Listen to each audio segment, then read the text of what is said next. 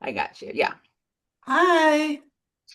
Good morning. Here's, here's the people Hi, Britt. coming on in. Okay, sorry, I'm just getting myself sorted, getting the chat up, getting the people up. Okay, here we go.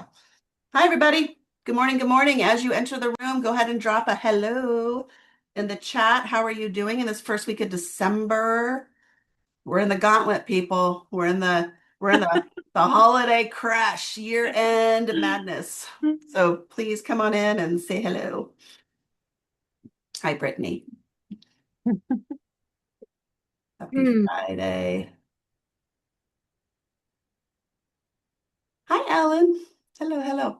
So as we're all getting in, so today is a different format. Usually Courtney and I have some wisdom to bestow upon all of you. Not today, not today.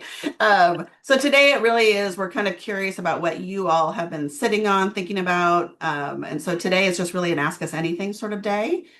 We do have a few questions that were already sent ahead to us that we've prepared. And we want it to be more live and organic. So if things are coming to you right now that you really want to get some sort of feedback or insights about, feel free to put them in the chat. Sam will track when a new question comes in and hopefully feed it to us. Um, oh great. Sam said we're gonna start with the most frequently asked and then we'll go from there. Beautiful, beautiful. Okay. Um, all right. Anything else, Courtney, you want to say before we get going? No, no. All right. Welcome. Great. Welcome. Welcome. Um, who's working the slides? Sam? Okay, great. Yeah, there you go. Okay, so first and foremost, Henley Live. Join us in May. We have people are starting to register and sign up, and so I'd love for as many of you all to be there. It's going to be a really remarkable day. So once again, you all, because you're our webinar attendees, do get a discount code, which Sam I think has been sending to you all. So if you can attend, show up. We do have more clarity on our website around content and focus and the who, the what, the why. But come spend a day with us. At the least, you'll get a free lunch. Really bad. So at the most, you'll have a really great day together. Okay, that's it on that one. Fantastic. So once again, if you're new to this webinar series, this idea for these first Friday webinars were sourced because we wanted to create a space of simplicity in the world of complexity. We wanted to have a 30-minute pause once a month where all of us great leaders can settle in and settle down and just get anchored in one thing to pay attention to for the month. So that was the big idea around this webinar series. And so far, it's been quite remarkable, I know, for myself and for Courtney. And so we're really just grateful for what we built over the last year. Okay, great. And then there's a million ways you can engage. So someone I think dropped their note taker in there. You can come in with your AI note taker and drop it in there and then disappear. You can participate in the chat. You can listen quietly. You can take a nap and know that it'll all seep in through your brain. One of my favorite ways people are doing it right now is they're pulling their team together and watching together and then having a great conversation afterwards. So bottom line, no right or wrong way to do this. Sometimes just getting here is half the battle. So thanks for being here today. And love to hear from the chat because just personally, I'm learning a lot as you all share. Yeah. So I appreciate it too. When you are able to participate, it's great. Yes, especially in webinar style, Yeah. because just Yeah. sort of speaking out, hoping it's hitting. Yeah. So last month we talked about this idea of circles of influence, that there was a circle of Control. control, influence, and concern. For those of you who were with us last month, if there's anything you want to drop in the chat about what you might have noticed over the last month about that distinction, that there's things we have total control over, there's things we can influence, and then there's things that we're just deeply concerned about. Hmm. Anybody have any thoughts about that as we get ourselves checked in? Hmm. I personally was really trying to ask myself frequently, like, is this something I actually have control over? Which is a big question for me. And so, do I? And if not, can I influence? Do I just need to name that I am caring about it, that I have concern about it, and then let that be part of the influence? And so I think just really even naming for me, is this something I can control is a great Yeah. like liberator of if I say no, then what's my next step? That's fine. And to just name that there's a lot I don't have control over, Sam says. Turns out me too. So just asking the question to myself has been really helpful.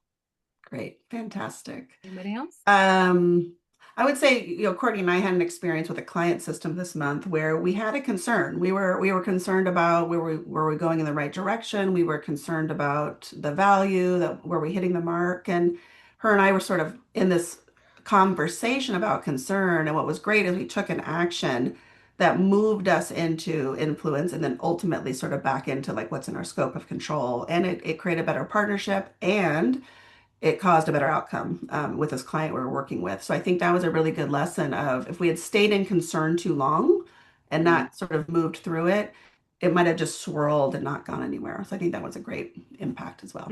true. Beautiful. Mhm. Thanks, Marcus. Thank you. Okay, so this month we have leadership focus. Ask us anything. So as I said, if you have questions that come up during this session, just drop them in the chat. We're going to move through the ones that Sam has organized based on input so far. All right, so the big one. How do I give feedback? So as we were preparing for this conversation, it got really clear that we'll do a whole webinar on this one next year, but for now, we're just going to sort of prime the pump for all of you around what this is about, feedback. So how do I give it well? We could do a series on this one, We could do a right? whole year on feedback. Yeah, Yeah, I yeah. think in my 20 plus years of working in corporations, this conversation is always there. How do I do it? How do I do it? How do I do it? So first, we're going to do a poll. Courtney, can you Launch. rate? Yep, yep, Just how yep. comfortable are you with it? As a start, let's just get a little gut check on everyone that's at the call. Like, how are we doing with it? Let's see. Give it a second here. So one, please don't make me do this ever. Five, bring it on. Let's feedback. Great. Uh, let's see. Oh, we don't have any ones. All right. All right.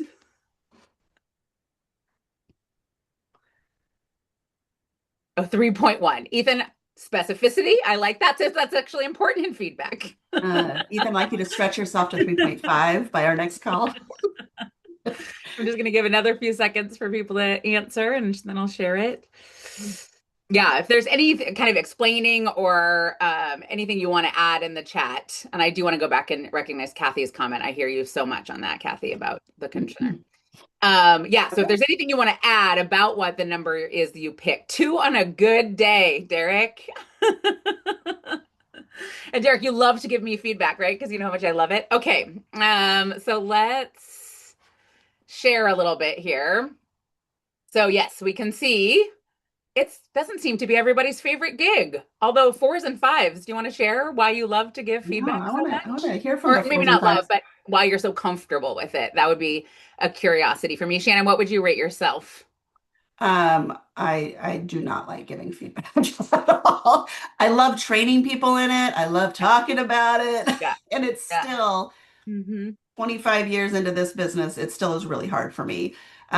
Mostly because I just don't want to hurt anyone's feelings. I don't want to cause an upset. So there's a lot that's my problem over there. But yeah, good. Courtney, what about you? I'd say probably like a 4.5. I really like giving feedback. Yeah, you're good at it too. You're really good at it. Well, I think it's a way that we can be loving to each other. I think that it stops me from writing stories about things or Yeah, assuming, like, I stop assuming positive intent once I have a thing. I think, and truly, let's be honest, I was a teacher and school administrator for a long time, and it was basically my whole life. So I think I yeah. had a lot of practice at it. But yes, if we're doing receiving feedback at some point, we'll have a different conversation about Yep. that. But yeah, Courtney's like, that's what I'm not really interested in. yeah, yeah, All yeah. right, good. Okay. Okay, can we go to the next slide? Yeah. Ooh, okay, Oh, great. So, Claudia likes to so get it. Okay, so Claudia, you and I, that's right. We could have a great conversation. that's great. So let's just talk first about this idea of feedback. So the idea is something's been happening high level, and now we want to have a conversation with someone about the impact on it. So where we see people having the biggest pitfalls is this over indexing on what's wrong, what's broken, what needs to be fixed, what's not working. We forget that feedback also includes the gold in a human being and what's really working and what's good. And so the minute our brain hears feedback, we think it's about something we're doing wrong. And I think that is a fascinating thing. And part of it is because that's how we've used it to date. The other thing we see is that there's these annual reviews. So we hold on to a big bucket of stuff for a year, and then we're going to share it all in a 60-minute conversation. Versus how might we create cultures where healthy relationship building feedback is part of just the way we are in relationship with each other. And I say healthy, deliberate feedback, not just I'm going to catch you off guard and drop a bomb on you. So that's a pitfall. And then making it personal versus, I would say, actionable and a bit like really steeped in data. One way, and so often feedback can be very vague, general. You always do this. I need you to, like very vague versus grounding it in this is the thing that's happening and how can we do different moving forward. So those are some pitfalls just right off the gate. Mhm. Um, and so next slide, Sam. One thing that we're experimenting with the last couple of years is this idea of feed forward. So we're going to introduce this as just something else to consider in your work, and we're going to do a deeper webinar on this next year. It's a lot of content to try to feed into this one session today, but so this idea there's feedback, which is that we're going to correct something from the past. Another perspective is this idea of feed forward, which is we're in a partnership, we are working together. We're dedicated to a really compelling future together. We know we have really great work to get done. How might we have conversations about what needs to shift right now on behalf of moving forward? How might we have conversations? Well, it's like, as I look ahead a year, I think this is what we might need to grow into. Mhm. Another thing around feed forward is that the commitment is around development versus trying to shift a performance issue or trying to shift just something that's not worked historically. So we find feed forward to be a really compelling conversation because what's present in that conversation is the commitment to the future. What's present is the dedication to development. What's present is a how might we create something different moving forward versus I need you to correct this thing that you've been doing now for a couple of years. Mhm. Um, and I love the idea of co-ownership. That Yes. it's a co-created experience together. And so once again, we'll do a deep dive on this next year. But I think that distinction, feedback, feed forward, is interesting. Both are useful. Both hold a purpose. But we're gently trying to guide organizations to start shifting toward more of this, which is a different orientation. Courtney, anything you want to add in there? Yeah, I was just going to say, I think, and Alan named this because my intention is a contribution and I can do it compassionately. And I think, Shannon, you just mentioned it, that it is about how do we help people understand that we're on for their success and that this is a partnership and that it's a dialogue and a conversation. And how do we engage in these conversations with curiosity? Yep. I'm noticing this behavior, this is the impact. What do you think about it? Yep. It's a conversation about it together. And I'm coming to you because I believe in you and care about you that there's more context than then here's a thing you did wrong and don't do it again. Yep. So yeah, just wondering about that. Just that's what I'm really present to and how people are showing up to the conversation. And Great. that ties back to getting your house in order in yourself so that you Yeah. can have a compassionate conversation, right? Not like, Yes. why do you do that is not gonna be a great Yeah. approach. So Yes. And so all of that is to say, we've been in this industry for close to 30 years now, and our own team internally just keeps exploring, like, why is feedback still such a thing? Like, why? And so I think what's great is to start looking at something like how can we shift the context, the perspective, the orientation to the conversations. So more to come next year. Little teaser, there's little kind. teaser. Yeah. Ethan, this is so great. Ethan's giving us some feedback, which is so nice about Oh, but the timeliness of our last webinar. And that is a beautiful statement, Ethan. So thanks for sharing that. Clarissa Pinkola Yeah. Estes, Ethan. Yeah. Sam, will you screenshot that? I want that quote. Beautiful. Beautiful, beautiful. Okay, great. So before we move on, if you have any, you want us to dig a little deeper, go ahead and drop another question in the chat, or we can try to follow up with it next year around feedback or feed forward.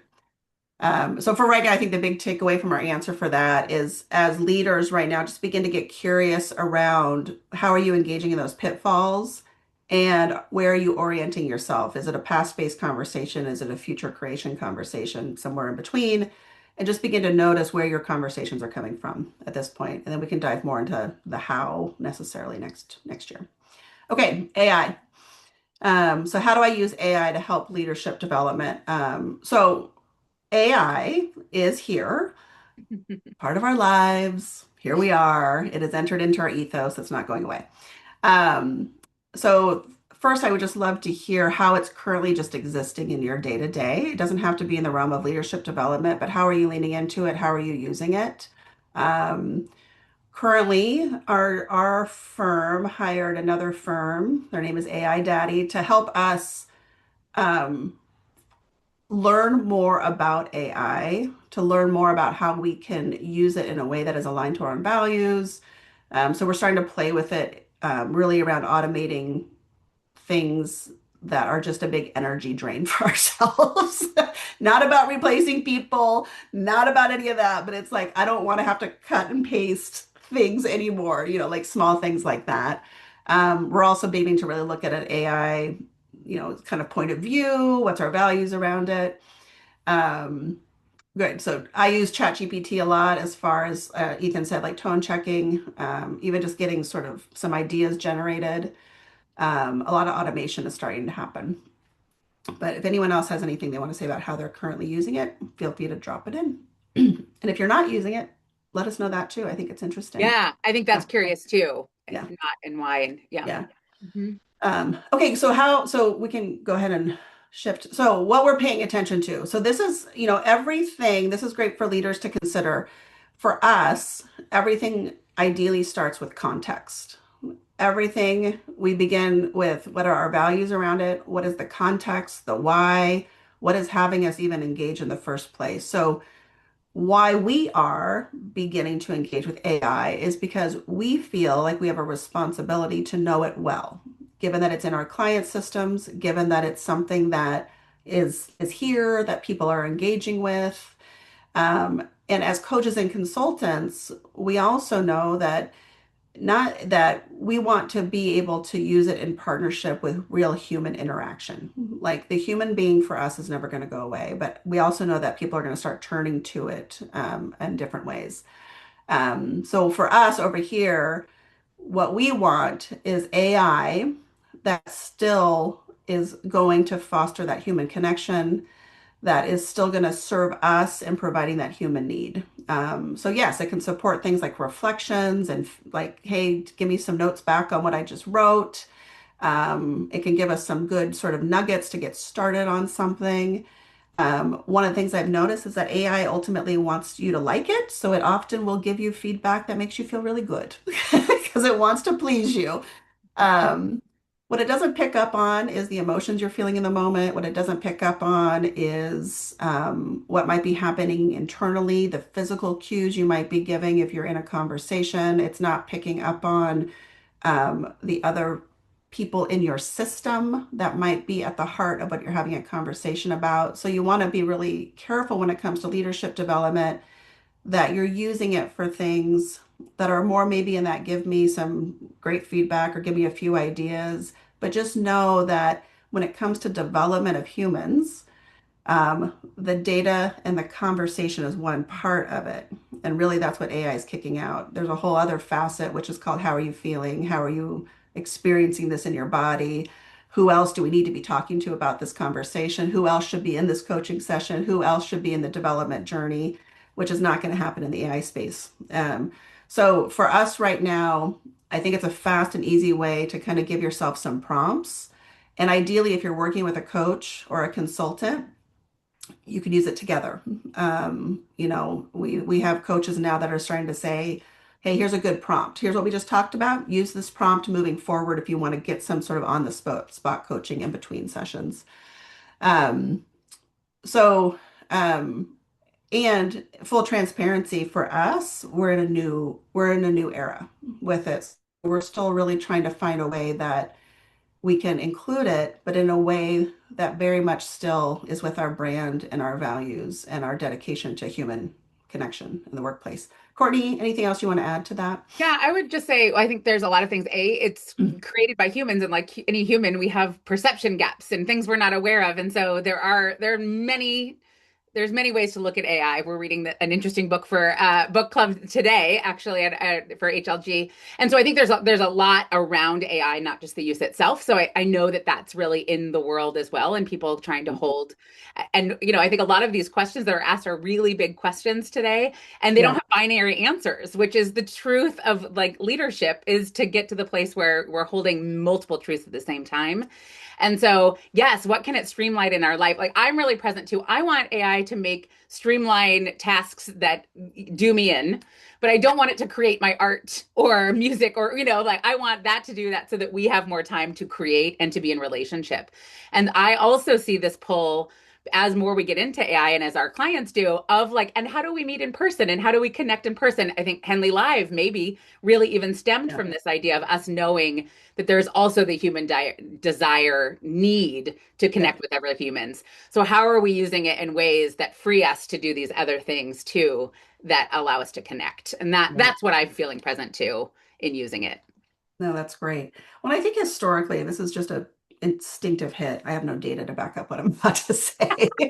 I'm just kind of like AI in that way right now. But uh, my experience in life is that when something big enters into our culture, like AI, that there is a call to balance it out. Mm-hmm. Mm-hmm. Like, so I think I shared, I started painting again. I don't think there's any mistake that in a world that is heavily indexing right now on tech and AI, and that all of a sudden I'm wanting a bit more of like Yes. bright color in my hands doing things. Yes. No mistake that in a world of virtual meetings and digital AI chats, that our team is like, let's all get together in person again. And so this is where I find that we will recalibrate Yep. always. So I don't have a deep concern about AI taking over anything at this point. I do have a trust that us humans will trust our instincts and we'll figure out how to keep recalibrating. We'll go outside more. We'll figure this out. We'll figure this out. So right now, back to the question of leadership development. The first thing I would start with, and I don't know if there's a slide on this, Sam, is I would start with you as leaders taking the time to first get very, very clear about what your point of view is Yes. on using AI as a leadership development tool. Sam, AI Daddy gave me some great questions to answer about this, so maybe we can send that as a follow-up, just some things to think about as leaders. Is it based on your values? How are you going to use it? What's your rationale around it? I think it's just the first place to start. Mm-hmm. And then I think as you're beginning to experiment with it as a leadership development tool, like go together, like have do it together with your person and see what it's sharing and telling people, because you have to learn how it's going to respond. Great. Mm-hmm. Mm-hmm. Good, good, good. Okay. Next. Oh, okay. Well, this one Courtney and I have very different points of view on, so this Me will be too. fun. This will be fun. Okay, vacations, which some of us might be heading into toward year-end wrap up and year-end holiday season. So the first thing is like, I'm just curious, how do y'all do vacations when it comes to time off? So, Moment, please. um, Okay. Yeah. How do you vacation? Here we go. yeah. So, like, do you just totally unplug and disappear when you go out? Do you kind of lurk? Are you like a lurker in your email inbox? Do you set up check-ins? Do you work the whole time? What is it? What is it for you? Um, so I am of the mind that I don't work. I do everything I can before I head out. What's true is I probably triple work before I leave so that I don't have to work while Mhm. I'm gone and I don't have to work too much when I get back, but I really work hard to just let it all go. That's mine. Courtney? So I think I used to be vacation just means working in a different location, but I have graduated to sometimes it's I work a bit, and now I would say the last time I was, it was the third one. I have specific times I check in. So I am getting less on the scale of work, but I have a really hard time. I do not turn it all off. I do Yeah. not do that. And one time I went to Antarctica. There was no internet. So that's one time in my whole life. It was very exciting.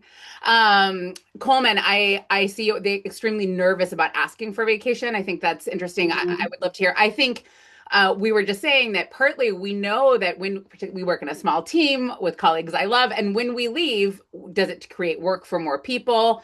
Yes, you double down on work beforehand, and you know that there's like a whole ecosystem that happens. And so, yeah, and this is a me issue, by the way. HLG has no expectation. In fact, they all lecture me the whole time I'm gone as I'm inserting myself back in. So I think in that circles of control thing, this is a control thing that I've decided I have control over and therefore should do.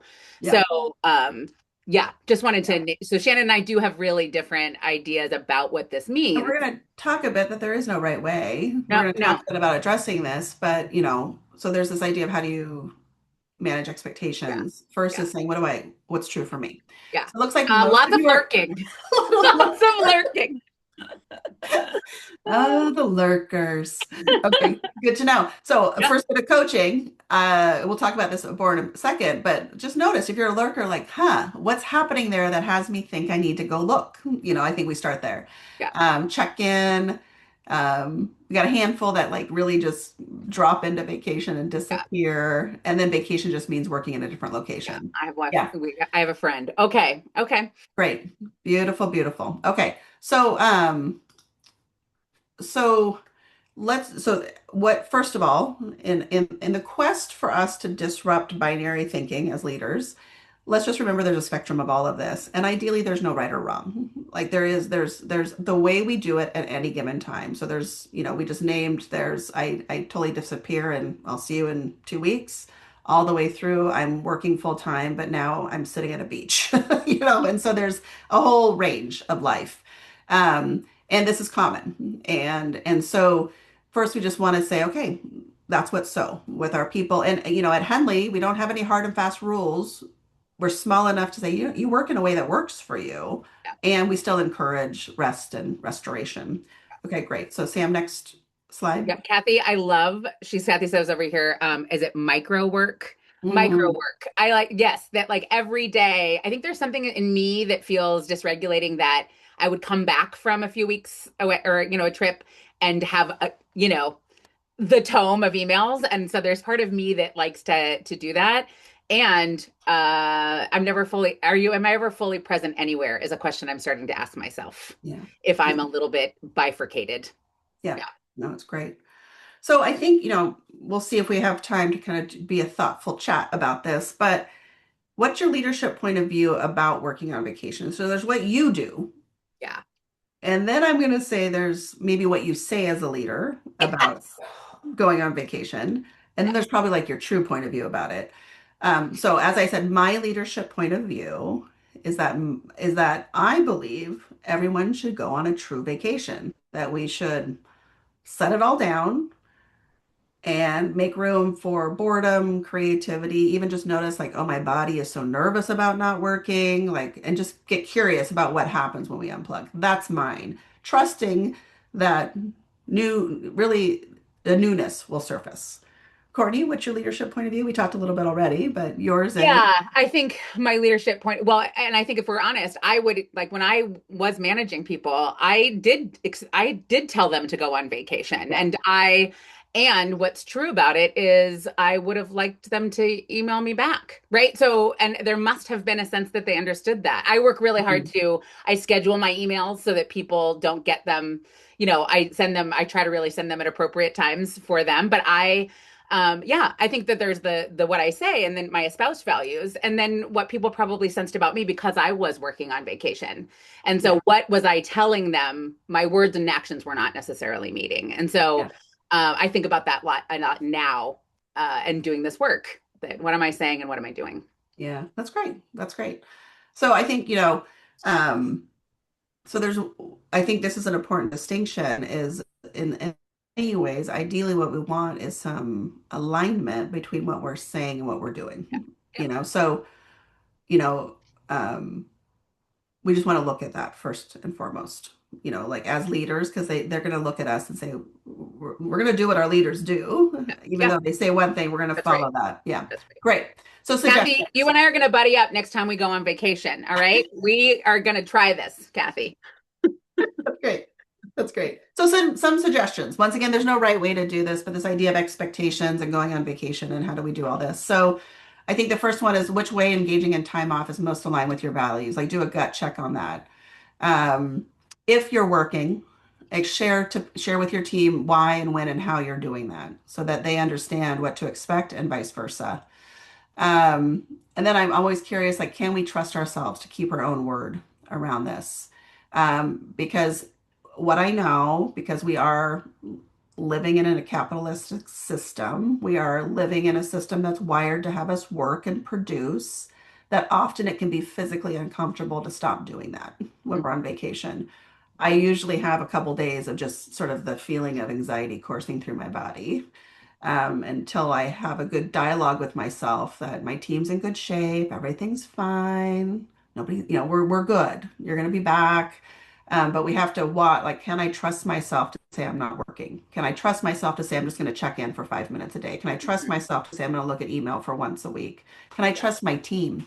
Um, because part of it as leaders, if you feel like you can't go on vacation Yeah. without tracking everything that's happening while you're gone, I would argue that that's more of a trusting your team issue than a I need to work on vacation issue. And so we can talk about that at some point. Mm-hmm. Um, and then I think it's always interesting when it comes to vacationing and expectations. What's the cost? What's the cost to you and your team when you don't set it down? Um, when I've worked with leaders who don't want to set it down, one of the costs is you're robbing people of contribution, of development, of knowing their own growth edges. You're robbing them figuring out innovatively how to solve problems while you're not available. So back to the question of expectations, that could be an expectation. I expect that you all will sort it out. And if it's something you really feel like you can't, then we'll talk Friday when I get back. So Mm-hmm. I think it's looking at that. And that cost is important.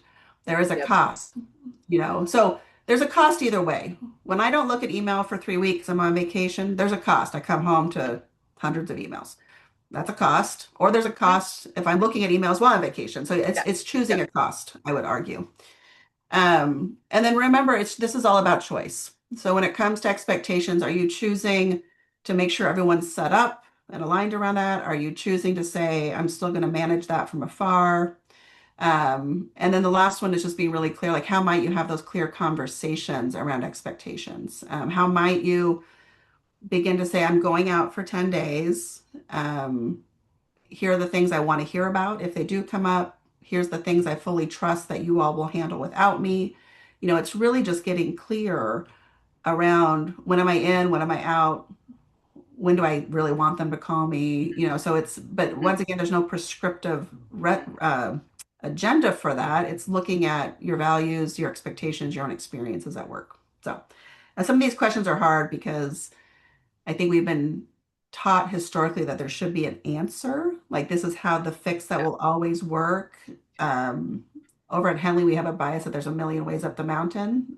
Part of and your work as a leader is to do the reflection thinking to land on what works well for you and your team. Yep. Full stop. Good. Okay. Beautiful. Okay. Last one. Is this the last one? Yeah, I think we can. Yes. Yes. I think Okay. we can do this one. Okay, Yep. good. So we'll wrap with this one. I think there was a couple more, but long-term or short-term goals for the new year.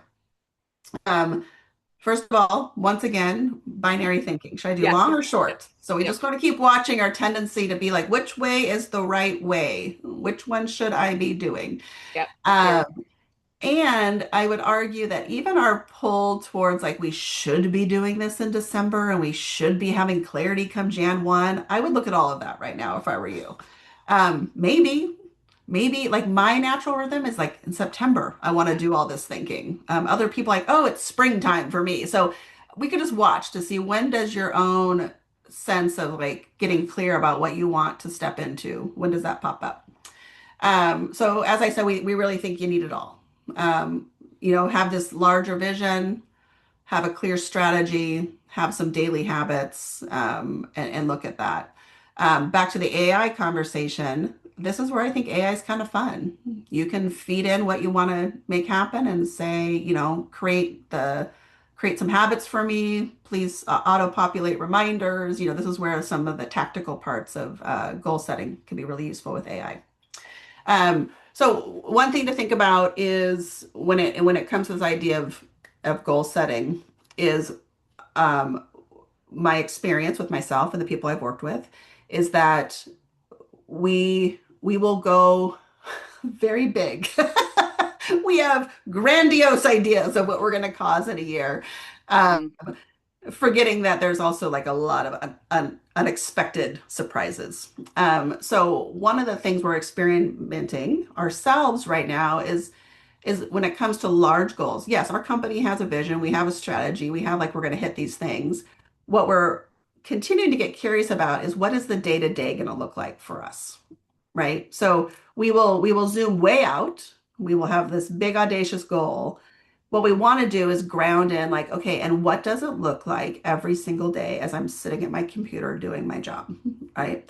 So one fun activity we can play with is this idea of what we just heard is kind of called the becoming board. So we've heard of vision boards where it's like, oh, I've traveled to the Italian Dolomites and I've lost 30 pounds and I have a new job and there's like these big, huge, audacious goals, all very useful. How does that all exist in the day to day? How do we ground it in a day to day practice? So, what we invite you to consider is creating some sort of visual for yourself of what the day to day of life looks like against the backdrop of your larger goals and vision. So, this can be things like every day I'm drinking water. Sounds silly. I have the hardest time drinking water. Don't know why. I'm thirsty right now. But so I started pulling these images together that include like I want to walk. I want to be better at drinking water. I want to paint. I want to have joy on my Zoom calls. I want to make sure that I'm standing at my desk more than I'm sitting. So you start finding images that represent just the day-to-day experiences, even including how do I feel when I close the workday? What kind of energy do I have left at the end of the day? Who am I engaging with on the daily? So it's grounding it all into a very practical day-to-day experience. yeah. So you get And all it's supposed to those, be from like your point of view, right, Shannon? So like yeah, you have a picture of a glass of water so that like looking at it because yeah, you're supposed to say like, "Oh, I will always have water by me so that I yes. can drink it." Yeah. So knowing that all of that does help me deliver on the big idea. Yeah. It really does. It all helps. But we forget the importance of the daily practice, the present practice of just what's happening right now. So create all the images. You can use Canva or Google Images, pull a bunch of images, go old school, cut out of magazines and glue them on paper. Um, and then the idea is over the year, begin to swap out those images with you really doing those things. So, as Courtney said, if I have a magazine cut out of a glass of water, and then I notice like, oh, I'm actually drinking water at my desk, snap that image and then actually replace the real image, replace the first image with the real image. Ideally, by the end of the year, what you've populated is real images of you doing those things that you had the intention of. Um, oh, yeah, camper van. So I bought a camper van. That's what I had pictures of a camper van. Now I have a real camper van. Super fun. So part of why this works is that we're locking into a different part of our brain that is visual, that is more abstract, that is like, hands-on things. And it's a beautiful accountability for yourself that like, here's like the 30 things I want to have just in my daily experiences. And now I'm going to intentionally work towards replacing those generated images with real life images. So super fun, something really fun you can do. And I think it's a really fun thing to do as we move into the year end, or you can do with your kids or your coworkers. I think it'd be a fantastic thing to have around an office is these visual collages of how your people want to experience their day-to-day work and really empowering each other on how to have more of that present for them. I think it'd be a really great thing.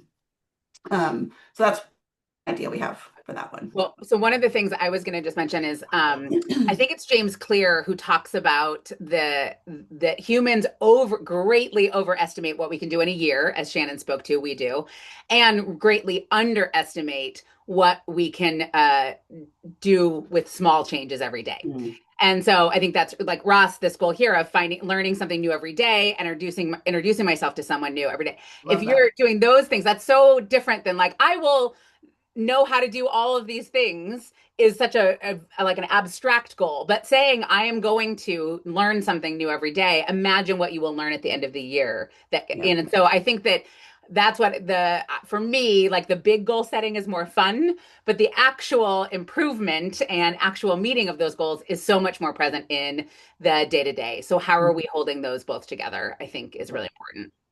Good.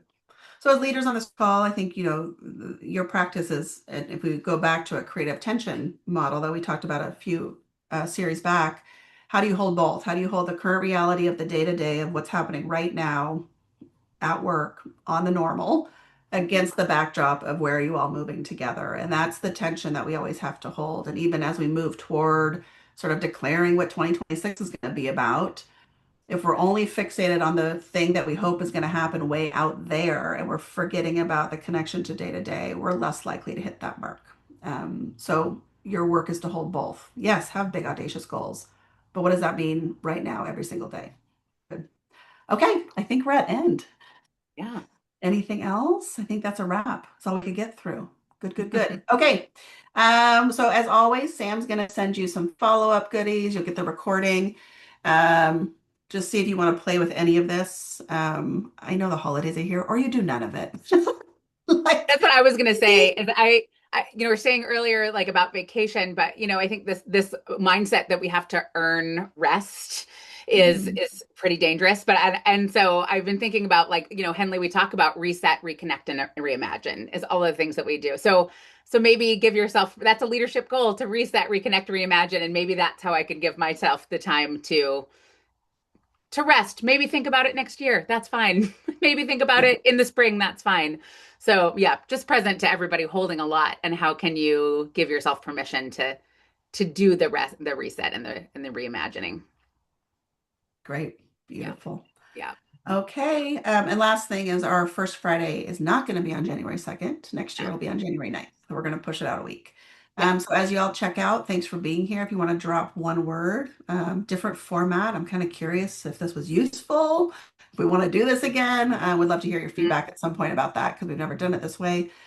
So feel free, just one or two words as a checkout. And I wish you all a really great year end. My wish for everybody is that you just get whatever you need most, Yep. however that looks for you. Um, and for myself, I have a lot of family time coming up. We're going to do some skiing. I'm going to ski for the first time in 3 years after blowing my knee out. I'm committed to that. So that's something I'm stepping into. And our company is closing, we take 2 weeks off at the end of the year. So 19th, we closed it up and we head out. So that's what we'll be doing. Okay. All right. Anything else, Courtney? No. All Pleasure right. to be with all of you. See you in the new year. All right. Thanks, everybody. Have a good one. All right. Bye Oh, Derek, I see that. Thank you. I've got some. bye. Mm, Cool. we can talk about it at book club. Thanks, Coleman, Cassandra, Ethan, Ross, Julie. Thanks Good. for being here. Self-presence. That's lovely, Coleman.